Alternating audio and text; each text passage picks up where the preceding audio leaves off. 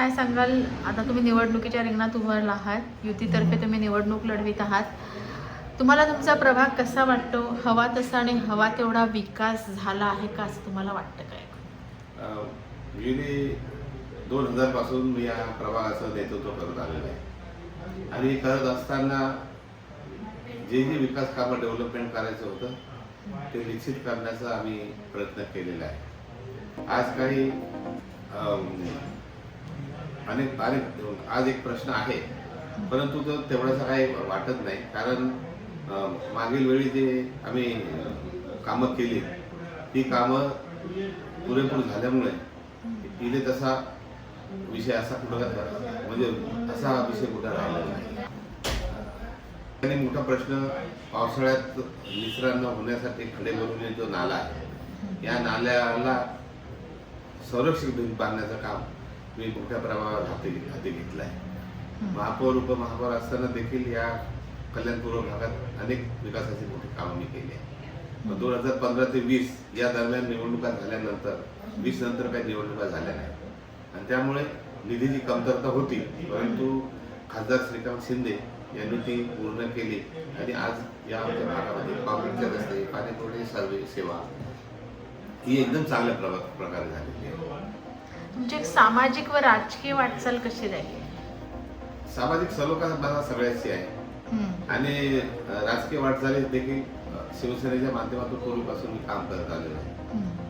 आताही शिवसेनेच्या धनुष्यबाण चिन्हावर महायुतीतर्फे या ठिकाणी उभा आहे आणि निश्चित महायुतीचं प्राबल्य या ठिकाणी पूर्वीपासून असल्यामुळे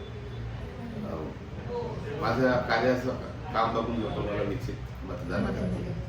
तुम्ही आतापर्यंत कुठल्या कुठल्या पदांवरती होतात आणि कधीपासून? मी रिक्षा संघटनेच्या माध्यमातून या शिवसेनेला जॉईन झालो आणि शिवसेनेच्या माध्यमातून अनेक कामं जी तळागाळातली आमच्या रिक्षा चालकाची, टॅक्सी चालकाचे प्रश्न असतात, झोपडपट्टीचा प्रश्न असतो, तो मी सोडवलेला आहे. 1995 साली मी नेतृत्व टेकडी या भागातून प्रथम नगरसेवक झालो. त्यानंतर 2000ला जाईबाई विद्या मंदिर या ठिकाणी निवडणूक लढवली. या भागाचे माजी नगरसेवक राजाराम पावशे यांनी त्यावेळी मोठ्या प्रमाणात मला मदत केली आणि त्यामुळे या प्रभागात नौका असून देखील चांगल्या मताने एका माथ्यावर उमेदवारासमोर मी निवडून आलेला आहे. हे करत असताना 2005 पर्यंत प्रभागात कामं करत असताना या प्रभागाचं डिलिमिटेशनमध्ये वर्गीकरण झाल्यामुळे या प्रभागाचे 2 प्रभाग झाले. जाईबाईचा साईनगर झाला. साईनगरमध्ये देखील मी त्या ठिकाणी निवडून आलो आणि त्यानंतर उपमहापौर झालो. उपमहापौरच्या काळात देखील कुस्त्रू बोगद्याचं काम केलं, नाल्याच्या बांधकामाचा प्रश्न होता तो काढला. गटार पाय वाटत हे काम होतच असतं, परंतु महापौर असताना देखील मी भूमिगत गटार योजना ही कल्याणपूर्व भागातून पहिले या ठिकाणी राबवलेली आहे. आता तुमची पुढची वाटचाल कशी असणार आहे किंवा तुमचं विजन काय आहे आपला प्रभाग जास्तीत जास्त? पुढचा म्हणजे डेव्हलपमेंटच्या दृष्टीने जे काही विकास मोठे प्रकल्प या ठिकाणी येतील, त्यामुळे या आता 14 नंबर हा प्रभाग आहे, या प्रभागाला 4 नगरसेवक लागलेले आहेत. या 4ही लोकांच्या माध्यमातून आम्ही या ठिकाणी जे चांगले प्रकल्प आहेत ते आणण्याचा प्रयत्न करावा. या ठिकाणचा एक मोठा प्रश्न आहे. मागील वेळी प्रशासनाने डम्पिंग ग्राउंड या ठिकाणी केले. त्या डम्पिंग ग्राउंड रद्द करण्यासाठी निश्चित प्रयत्न मी या ठिकाणी करणार आहे.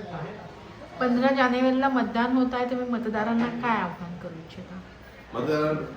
मागील वेळी केलेली कामं आणि भविष्यात करणारं काम आणि जवळपास 2000 पासून या ठिकाणी मी प्रतिनिधित्व करत असल्यामुळे माझं असलेल्या कामावरच्या जीवावर, विश्वासावर आणि या भागातील नागरिकांचा जीवाभावाचा संबंध असल्यामुळे या भागातील नागरिक मला निश्चितच महानगरपालिकेत यावेळी पाठवले. क्रमांक 14 सर्व भाजपा शिवसेना युतीच्या माध्यमातून या ठिकाणी मी उभा आहे. यात माझ्या जोडीला भाजपचे हेमलता पावसे आहेत, राजाराम पावसे शिवसेनेचे आहेत, सारिका सतीश जाधव या देखील माजी नगरसेविका या प्रभागाच्या आहेत आणि मी असे आम्ही 4 जण मिळून या प्रभागाचं नेतृत्व करणार आहोत. 3 धनुष्यबाण आणि 1 कमळ. यासाठी नागरिकांना आम्ही आवाहन करतो का आम्ही 4ही प्रभागात आम्हाला युतीच्या मार्फत निवडून द्यावं एवढीच विनंती.